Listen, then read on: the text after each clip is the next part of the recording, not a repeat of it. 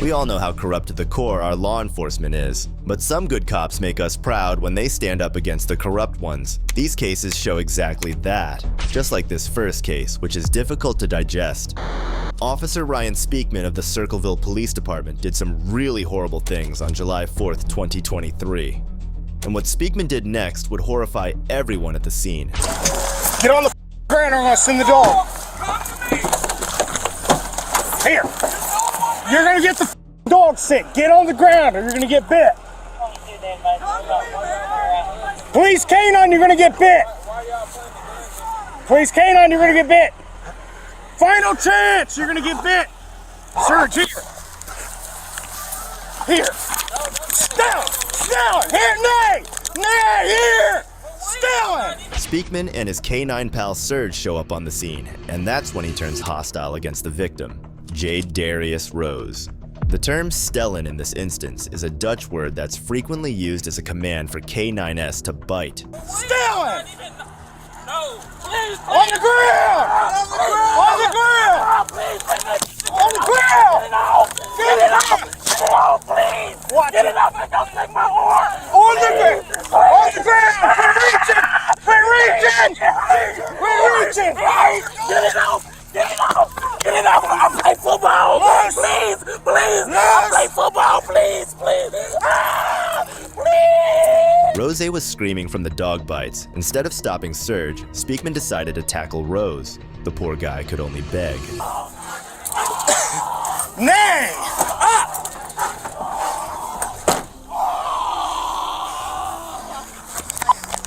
22, we're gonna have a canine bite.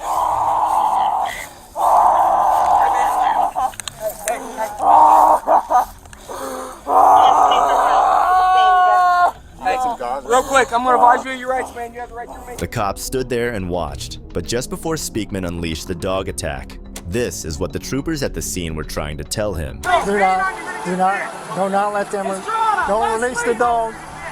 Do not release the dog with his hands up. Do not release the dog with his hands up. Do not release the dog with his hands up. Don't.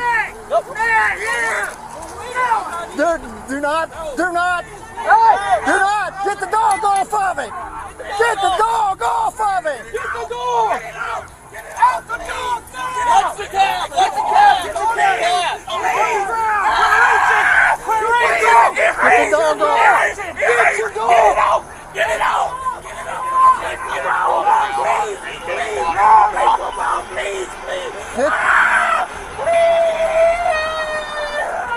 Yes, clear that. You got a first aid kit going up there now? Okay, yep, he's bringing it to me. I'm looking for it. Rose's screams could be heard quite a distance away. Every cop was silent with shame, except the troopers that judged the critical condition of the suspect and rushed for a med kit. This expression summarized the condition Rose was in. He's bending my arm. We're trying to get it wrapped. We're wrapping it up. We're not trying to hurt you. Oh, it's horrifying. That officer did not act, at least according to the video record, the way he was trained or according to protocol. On July 26th, Ryan Speakman was terminated, effective immediately. The department said in a statement, Speakman's actions during the review of his canine apprehension of suspect Jadarius Rose on July 4th show that Officer Speakman did not meet the standards and expectations we hold for our police officers. This next case, however, is a great example of how corrupt cops can get taken down by the good guys. On April 15th, 2016, in the town of Griffin, Georgia, police found Jessica Boynton in the closet of her home with a gunshot wound to the head and a police-issued firearm in her hand. The culprit? Her husband and then active police officer Matthew Boynton. This interview took place in 2016. It was implied by Matthew's account that his wife had committed suicide by shooting herself. Contextualizing what's to come requires knowing this information. And we're going to advise you that you have the right to remain silent. Do you understand that? Anything I say can be used against me in a court of law. Do you understand that? I have the right to talk to a lawyer and have him present with me while I'm being questioned. Do you understand that? If I cannot afford to hire a lawyer, one will be appointed to represent me before any question if I wish. Do you understand that?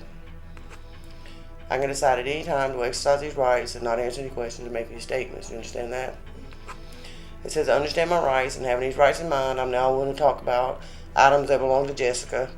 I've not been threatened. I've not been promised anything. I've not been forced in any way to answer any questions or make any statements. Okay? If you want to talk to us, just sign right there. So when's the last time you saw that bag? It's been a long time. Like I said, when I used to work out at, there's 2 gyms in Thomaston. I don't remember the name of it.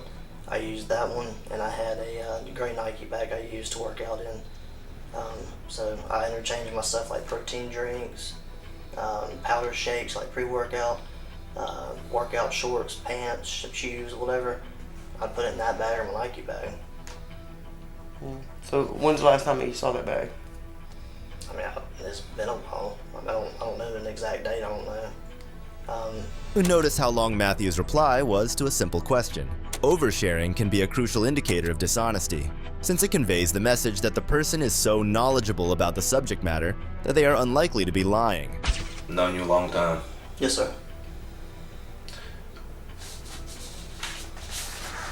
This bag, you saw it moving when you moved from your apartment to the main road. I didn't know.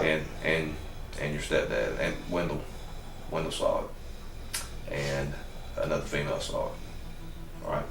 Okay. At the house, in the apartments, just for now. When you moved from the apartment. When I moved, like I said, I had all my stuff in the white trailer. Matthew, that's not what I'm asking you. When y'all were in the process of moving, and you moved into the house that you're at now, your residence, did you or did you not see this bag? Yes, sir. It was in my storage room in the garage. All right. Now, why would I be holding a picture of this bag? I guess because Jessica brought it into you. Why would Jessica have it if you had it at your house? I don't know. I guess somebody got it from my garage in my shed. Who would have gotten it? There's a couple of people. Okay. I don't know All right. exactly who. Okay. The bag was completely filled with female clothes. And this is one photo of it.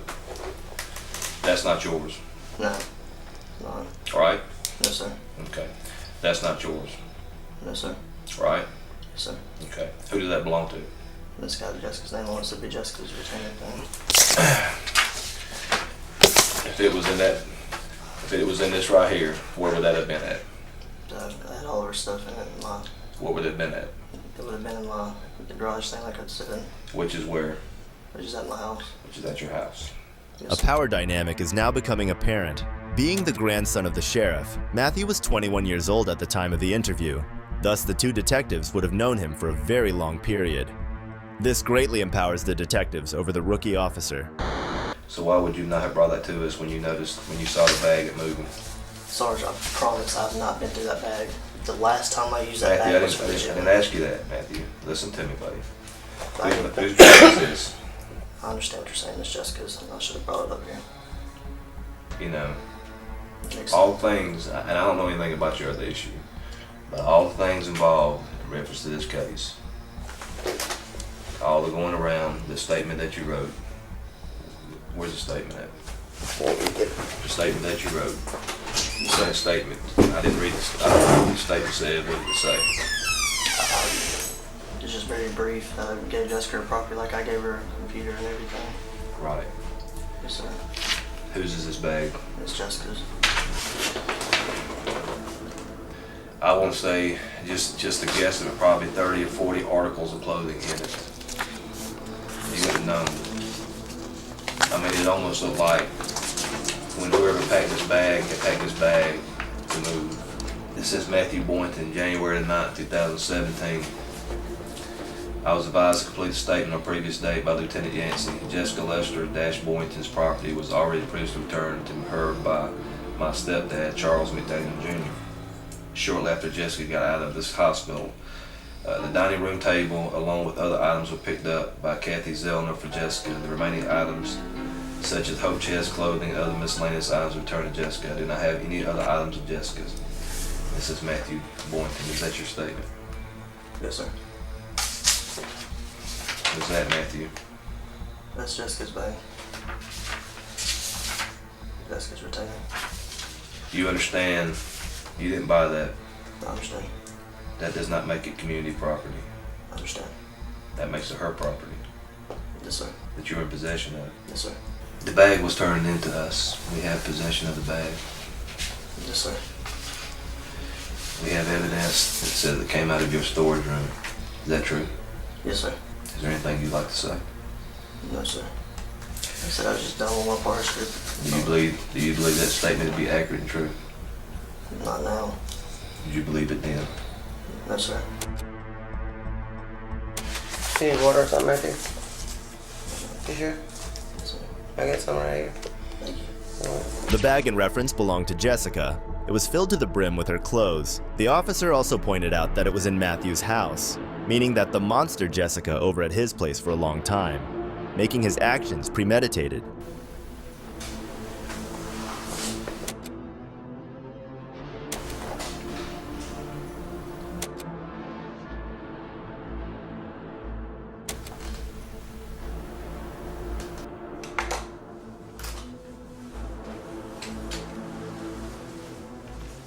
While he waited, his anxiety was obvious, a telltale sign that all but confirmed the detectives' suspicions. Sorry, man. I go smoke a cigarette. You're good. Man, I'm walking around outside. Why would you say you didn't have the damn bag when you had it? You know you can't give a sworn statement and lie on it. No, sir. Why would you do that, Matthew? It was a bag, man. It wasn't. It's not like it was. Talk to me, man. I mean, help me understand. Sergeant, I swear I wasn't running. I said, hold on, LT. I got something. Let me go get it. I swear I wouldn't have done that because I've got 2 kids, 3 and 1. I wouldn't jeopardize that over a bag. I'm telling you, Sergeant. This is what skilled interrogators do. They pull at your heartstrings. They set up the tone that there's no way out and then present the suspect with sympathy, so they'd open up easily. I'm sorry. Mine's right. I fucked up. I know I didn't. I should have turned it in, but not only because I'm a cop, because I shouldn't have, because it was Jessica. Even if she let me use it, It was the right thing to do, man. I'm clear. Yes, sir. At least he's aware that he messed up, but too little too late. These are all crocodile tears when you compare it to the grief and pain his wife's family was put through. Where's my kid, man?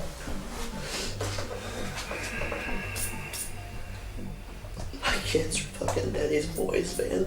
If I would have thought about it, I would have done it. Of all the stuff that you see about you, you know if you were in possession of something that belonged to her, you know you could have brought it to me.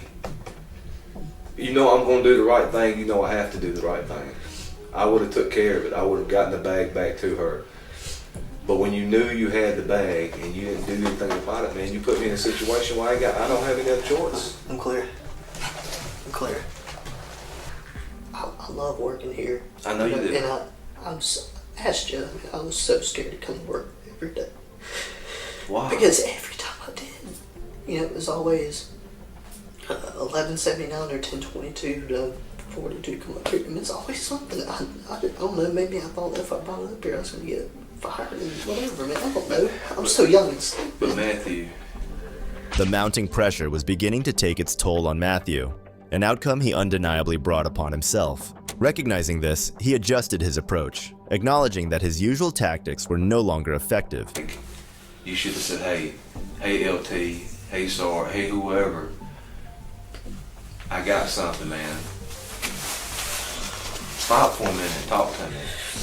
I don't know what I was thinking then. I don't know if it's because I was scared. I mean, I told you, I come to work every day scared. Now, there's no excuse. I'm not trying to make one for myself. I know I'm obviously not employed anymore. It's just like, the only thing I can think about now is my kids, man. My kids. Daddy's boy. At this point, the police had vital evidence against Matthew. However, it would be meaningless in the end. Regrettably, the police department in Griffin, Georgia was heavily influenced by nepotism. Boynton is still a licensed police officer in the state of Georgia, even though he was unable to perform his duties in Griffin. Jessica doesn't remember anything from that night, even though she survived the shooting. Jessica is now living a life of misery. Kudos to these officers for making this monster spew out all the evidence they needed. While the last monster of a cop served justice, this next drunk cop thought he could get away by flexing his status. What would you like me to do? Just let me go. I can't. November 13th, 2016. Multiple 911 complaints about a pickup truck being driven carelessly in Montmorency County, Michigan, prompted Deputy Zachary Harrison to respond. Lieutenant Brian Filipiak of the Washtenaw County Sheriff's Office was driving the car. Can I see your license, registration, proof of insurance?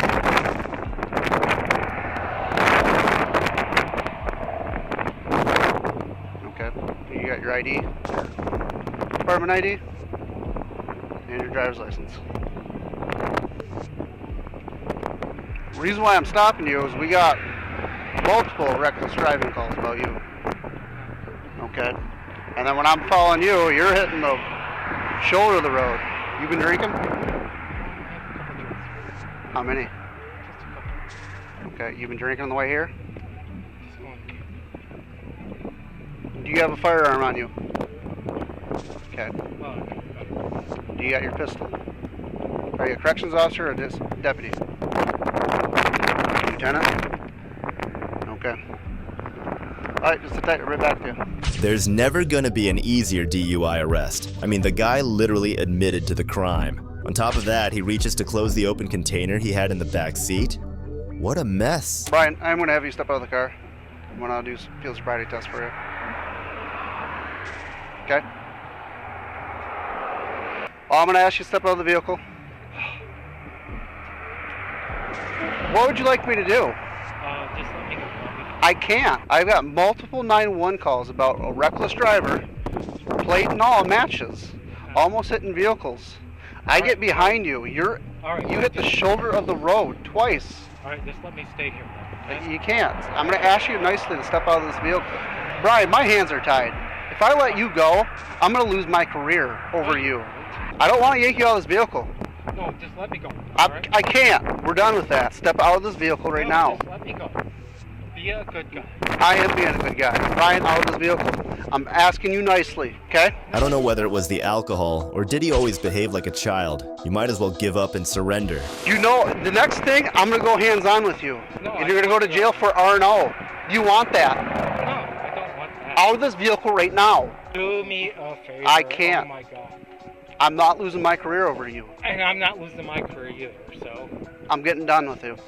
What's your name again? Deputy Morrison. Morrison? Zach Morrison. Just let me. I can't. Yes, you can. You think I want to do this? Arrest a fellow cop? Yes, I think you do. Why? I don't know. I know this career. I know what you go through every day. No, just let me go over. Why do you think I want to arrest a cop? We're not above the law. I don't want to fight you. I'm not going to fight. You're resisting already. No, I'm not. I just want you to let me go. I can't. Out of this vehicle now. No, be out of this vehicle no, now. Don't touch Brian, me. out of this vehicle now. Don't touch me. Let's step out. No, you know this. Oh my God. Please don't make me crawl through here. Get out of this vehicle. Hey guys. Step out to the back and talk. No. Brian tried his best to get away using every cop's get out of jail free card, which is professional courtesy. Not today. This deputy cared for his job more than Brian's. Up. Taser right now if you don't get out. Make it work, okay? Out! Right now! Go to the front of my car. You got your firearm on you. No, I don't. I'm patting you down. Turn around. Okay. Are you going to do sobriety test? 134 still with you? He is affirmative. Can I just pull off? No. If you're not going to do field sobriety test, turn around, place your hands in your back. You're under arrest. No, I'm not. You are under arrest. No, don't. You are under arrest. Don't resist. No. You're under arrest. No, Place your hands behind your back. No. Okay, you are placed under arrest for suspicion of operating while intoxicated. And I already told you I would go by the side of the road and sleep it off, so. Okay, we're done with that. Backseat of my car, please. No. You're already under arrest. Backseat of Dude. my patrol car. Dude. Brian. I'm not going to fight you. Can we talk?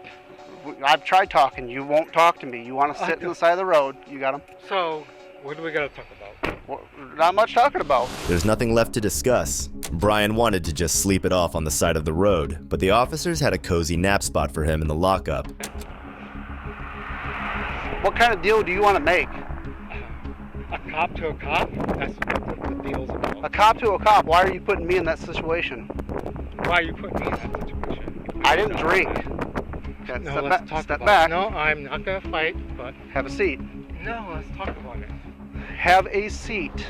Any other person's gonna get an R&O charge. You know this. I don't know. Have a seat. No, Hey, watch your head. I'm who you guys are. Do you guys realize that? Yes. Okay, then stop. We're done. Stay right here. No, Yes. just Brian, don't. stop. Why are you doing this to a fellow? Why are you doing this to a fellow cop? Washtenaw County Sheriff's lieutenants were paid $79,000 in 2016, and deputies were paid between $41,000 and $62,000, according to the county's 2016 salary report. And Brian saw all that money and thought booze was all he needed. According to the 88, 2 District Court office in Montmorency County, Filipiak entered a guilty plea on January 27th to a lesser charge of operating while drunk. Initially, Filipiak was charged with misdemeanor operating while intoxicated with a blood alcohol level of 0.17 or more for the event. Brian was found guilty of operating a vehicle while intoxicated and given a 1-year probationary sentence with a deferred jail term. A slap on the wrist if you ask me. These are just a few of the extreme cases that go on around us. What would you do if you were in Ryan Speakman's position? Let me know your thoughts in the comments below. Be sure to leave a like, subscribe, and share this video if you haven't already, and be sure to stay tuned for the next one.